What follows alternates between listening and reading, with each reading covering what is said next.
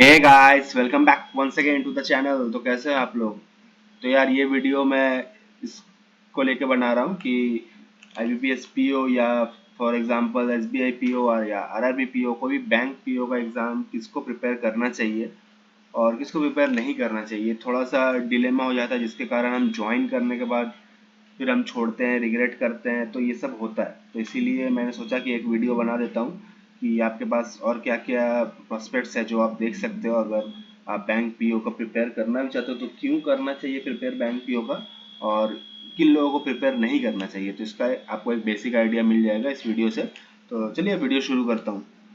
तो पहला है कि क्यों बैंक पीओ को चूज करना है, बैंक पीओ एग्जाम्स क्यों देना है। तो सबसे पहला है, जैसे आपको पता ही है, जो सबसे बड़ा फैक्टर होता है पैसा। तो बहुत ही अच्छा स्टार्टिंग सैलरी है, one of the best in the government sector में ही अगर बोलना चाहे तो बहुत अच्छा सैलरी है पूरे गवर्नमेंट सेक्टर में।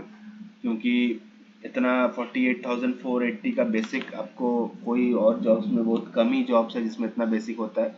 और बैंकिंग सेक्टर में तो है ही अच्छा। आईबीपीएस पीओ का ही अगर मैं स्पेसिफिकली बात करूँ तो खाली एसबीआई पीओ का सैलरी उससे अच्छा है, बाकी वो अच्छा है आईबीपीएस पीओ का सैलरी। तो सैलरी एक बहुत बड़ा फैक्टर हो जाता है अगर आप बहुत अच्छा पैसा कमाना चाहते हो। तो बैंक पीओ बहुत अच्छा ऑप्शन है आपके करियर को स्टार्ट करने के लिए। इन हैंड सैलरी आपको 75K के अराउंड मिल जाता है। तो ये एक पहला मोटिवेटिंग फैक्टर है बैंक पीओ बनने के लिए। सेकंड एक फैक्टर जो है कि best in class perks and allowances. Perks and allowances बहुत सारे हैं। पेट्रोल अलाउंस मिलता है, टेलीफोन रीइंबर्समेंट मिलता है, न्यूज़पेपर अलाउंस मिलता है, ब्रीफकेस खरीदने के लिए पैसा मिलता है 3 साल के बाद। ठीक है, तो ये सब आपको बहुत सारे अलाउंस मिलेंगे। फिर स्टाफ लोन तो है ही, सिंपल इंटरेस्ट पे आपको होम लोन मिल जाएगा अराउंड 5.5% 6% के सिंपल इंटरेस्ट पे। कार लोन मिल जाएगा आपको बहुत सस्ता सिंपल इंटरेस्ट पे। तो ये सब है ही, ये सब का आपको टेंशन नहीं लेना है। ठीक है, तो ये सब बहुत अच्छा मिलता है, ये एक फैक्टर हो सकता है आपके लिए। फिर थर्ड पॉइंट है कि लीज्ड अकोमोडेशन मिलता है, बहुत सारे जॉब्स में नहीं मिलता है। एसएससी के जॉब्स वगैरह में लीज्ड अकोमोडेशन का फैसिलिटी नहीं होता है। यहाँ पे आपका एक ऑप्शन है कि आप अपना सैलरी से एचआरए का कंपोनेंट हटा के लीज्ड अकोमोडेशन ले सकते हो। तो वो मुंबई जैसे शहर में अगर आप जाते हो तो लगभग 30-35 हज़ार आपको लीज्ड अकोमोडेशन, तो वो सैलरी के अपार्ट आपको उतना पैसा बैंक पे करती है। ठीक है, तो ये एक बहुत अच्छा प्रोस्पेक्ट है, आपको रहने के लिए कोई टेंशन लेने की जरूरत नहीं है।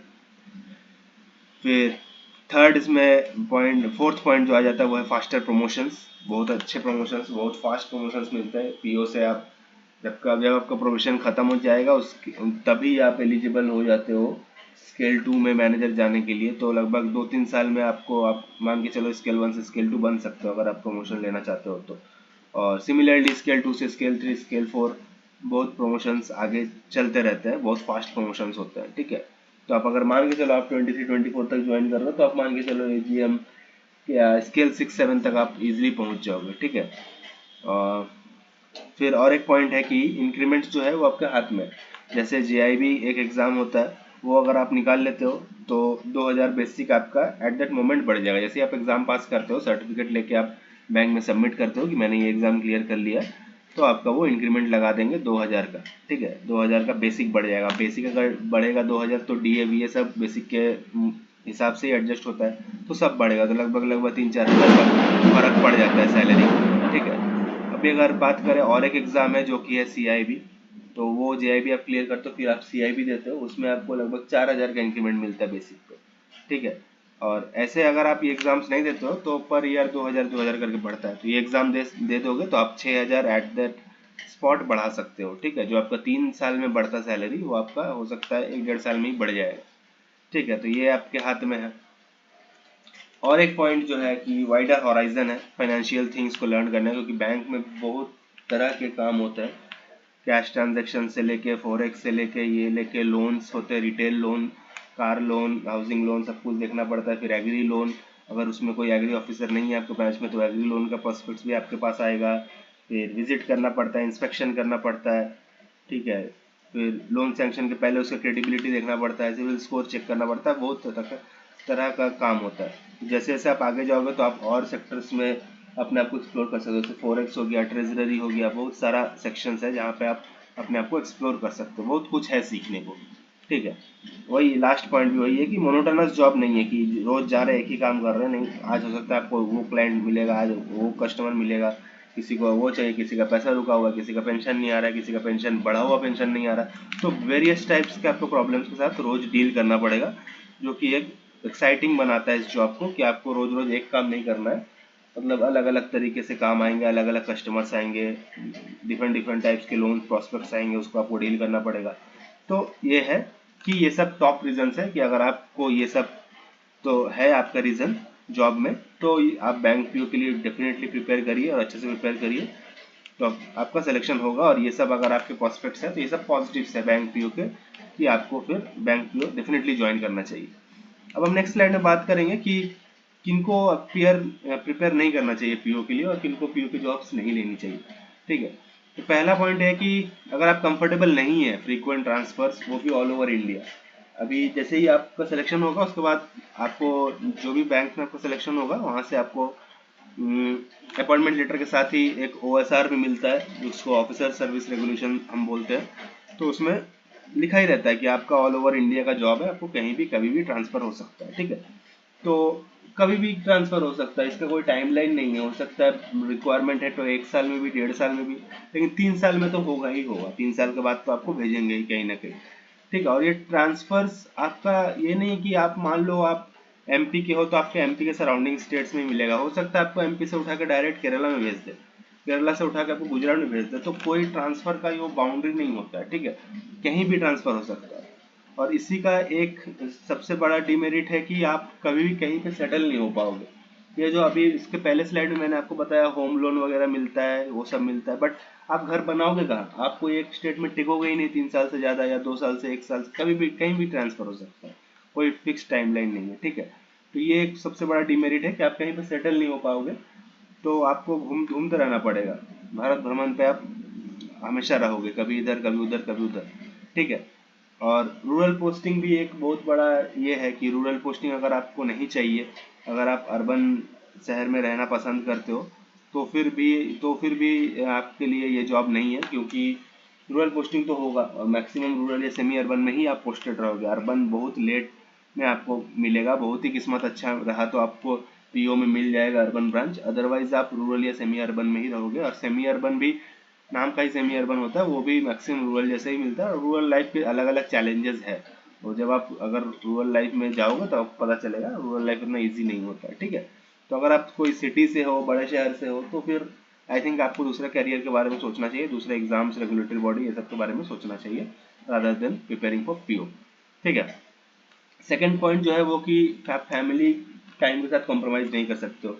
आपके फादर मदर के साथ आपको टाइम चाहिए, आपके फैमिली के साथ टाइम चाहिए। अभी आप के पास जॉब नहीं है तो आप सोच रहे हैं कोई भी जॉब मिल जाए मैं कर लूंगा, बट लॉन्ग रन में जब आप 35-40 के हो जाओगे, तब आप शादी करोगे, सेटल होगे, तब आपको लगेगा कि आप टाइम नहीं दे पा रहे हो, आप रह ही नहीं पाओगे अपने फैमिली के साथ, क्योंकि आप फैमिली को लेकर कहाँ कहाँ घूमोगे। ठीक है, वो सब बात होता है, एक जगह फैमिली को सेट करके आपको अकेले ही रहना पड़ेगा। तो अगर आपको फैमिली टाइम कॉम्प्रोमाइज करने से दिक्कत है, आपको फैमिली टाइम चाहिए, आपको फैमिली के साथ ही रहना है, फादर मदर के साथ रहना है अपनी फैमिली के साथ, तो फिर आपको थोड़ा सा सोचना पड़ेगा, क्योंकि यहाँ पे फैमिली टाइम तो कॉम्प्रोमाइज़ होगा।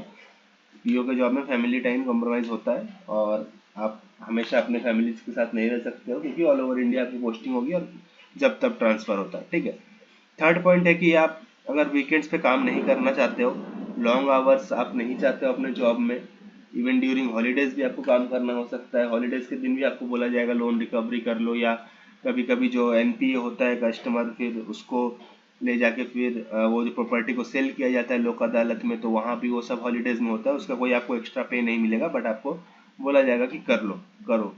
ठीक है, और जब ऑर्डर आता है तो फिर आपको फॉलो करना पड़ता है, वहाँ पे आप बोल नहीं सकते हो कि नहीं आऊँगा, ये आऊँगा। तो और जब भी आप बाहर जाओगे, कहीं भी आउट ऑफ स्टेशन जाओगे, आपको ब्रांच मैनेजर को बता के जाना है, खुद से आपको कुछ नहीं कर सकते। ठीक है, तो अगर आपको प्रॉब्लम है कि वीकेंड्स पे आप काम करो, क्योंकि फर्स्ट थर्ड सैटरडे आपको काम करना है, एवरी सैटरडे संडे ऑफ नहीं है, सैटरडे ऑफ नहीं है, और अगर फिफ्थ सैटरडे पड़ गया तो वहाँ भी आपको काम करना पड़ेगा। ठीक है, तो ये एक है। फोर्थ पॉइंट है कि आप अगर डेली टारगेट्स और प्रेशर डील नहीं कर सकते हो, ठीक है, डेली डेली आपको फ़ोन कॉल्स आएंगे, मैसेजेस आएंगे, ये आप नहीं डील कर सकते हो, तो फिर पीओ आपके लिए नहीं है। और अगर नहीं अचीव होता है तो आपको पता ही है क्या होता है उसके, तो इंस्टाग्राम फेसबुक हर जगह पे वीडियोस वायरल है कि अगर टारगेट नहीं अचीव हो रहा है तो क्या हो रहा है। पीओस के साथ और स्टाफ्स के साथ, ठीक है। तो अगर आपको टारगेट्स नहीं पसंद है, प्रेशर ज़्यादा नहीं पसंद है, तो फिर ये पीओ जॉब आपके लिए नहीं है, क्योंकि यहाँ पे ये दोनों ही होंगे, डेली टारगेट्स मिलेंगे, कभी ये कैंपेन कभी वो कैंपेन, आज करंट अकाउंट सेविंग्स अकाउंट, वो सब चलता रहेगा, ठीक है।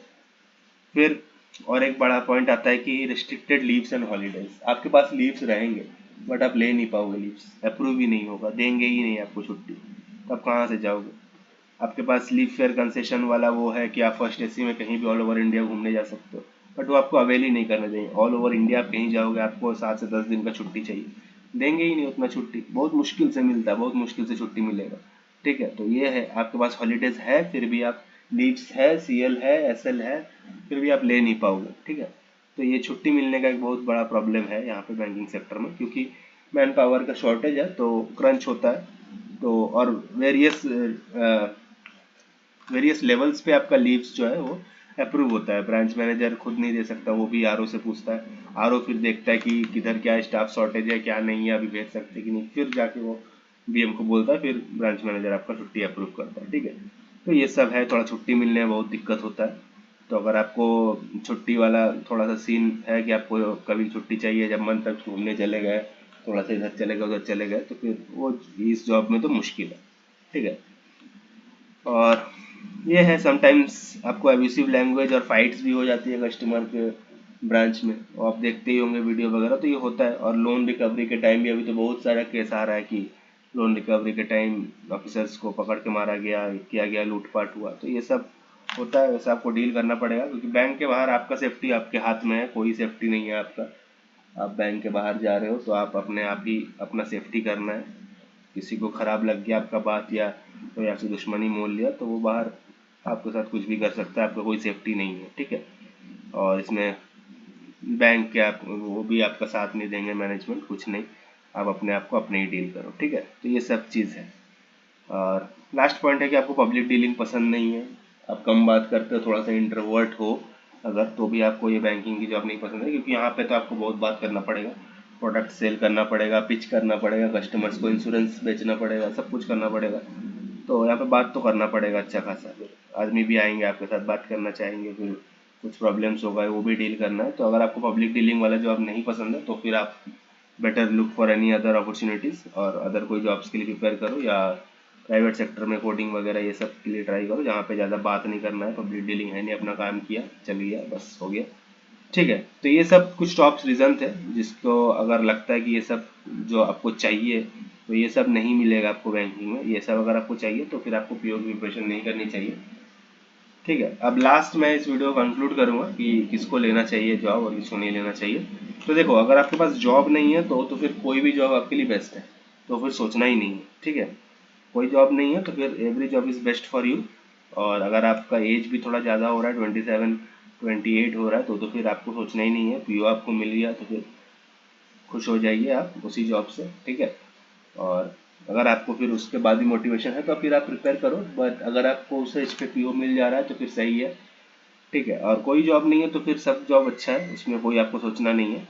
बट हाँ, सेकंड पॉइंट जो है, अगर आपके पास कोई एक से ज़्यादा ऑप्शंस है, तो फिर आप उसको कंपेयर करके देखो सही से, कि जो जो एस्पेक्ट्स मुझे चाहिए वो अपने लाइफ में, अपने जॉब के साथ, तो वो पीओ में है कि नहीं। और एक बात मैं बोलूँगा कि हमेशा पैसे के टर्म से मत सोचना, सब कुछ मिला के सोचना, कि हो सकता है किसी जॉब में पैसे कम है, बट दूसरे सारे सारे चीज़ जो आपको पीओ में नहीं मिलेंगे वो सब वहाँ मिल रहे हैं, तो फिर उस एस्पेक्ट से भी सोचना, ठीक है। सब एस्पेक्ट से आप सोच के एक डिसीजन ले सकते हो, अगर आपके पास ऑप्शंस है ज़्यादा, ठीक है। और थर्ड पॉइंट है कि अगर आप यंगर हो एज में, 24 से नीचे हो, तो मैं बोलूँगा कि अभी पहले आप बैंकिंग छोड़ के अदर एग्जाम्स आप टारगेट करो पहले, रेगुलेटरी बॉडीज हो गया, आरबीआई, नाबार्ड, ये सब के लिए आप ट्राई करो। और स्टेट गवर्नमेंट का अगर आपको कोई एग्ज़ाम अच्छे स्टेट से आप बिलोंग करो, तो जहाँ पर रेगुलर स्टेट गवर्नमेंट के एग्ज़ाम्स होते हैं, तो फिर वो सब ट्राई करो, ठीक है। उसके बाद अगर कुछ नहीं होता तो फिर आप चाहे तो बैंकिंग में आ सकते हो, क्योंकि बैंकिंग में फास्ट एग्ज़ाम्स होते हैं, फास्ट रिजल्ट्स निकलते हैं, फास्ट ज्वाइनिंग होता है, सब कुछ फास्ट होता है, तो यहाँ पे आपको ज़्यादा टाइम नहीं लगेगा। अगर आप जॉब नहीं भी लेते हो तो मान सकते हो 2 to 3 ईयर्स में आपको जॉब लग जाएगा यहाँ पे, ठीक है। तो ये मैं बोलूँगा। और अगर आपके हायर एस्पिरेशंस हैं, आपको कुछ बड़ा ही कुछ करना है, बैंकिंग से बढ़ के कुछ करना है, कुछ भी हो सकता है, वो आपका एस्पिरेशन यूपीएससी हो सकता है या साइंटिस्ट हो सकता है या कुछ और भी हो सकता है, ठीक है। तो मैं बोलूँगा कि क्लरिकल जॉब्स ले लो बैंक में। क्लरिकल के टाइमिंग फिक्स होते हैं आने के जाने के, बट पीओ का टाइमिंग कोई फिक्स नहीं होता। ऑफिस का आने का टाइम फिक्स है, 9:55 में आपको पंच इन करना है, ठीक है। बट जाने का कोई टाइम नहीं है, जब तक वीएम आपका बैठेगा तब तक आपको ही बैठना है। 7-8 बज जाएगा तब बैठना पड़ेगा, कुछ नहीं आप वहाँ पे बोल सकते हो क्योंकि कहीं पे लिखा नहीं है आपका जाने का टाइम, तो फिर आप पॉइंट आउट उसको नहीं कर सकते हो।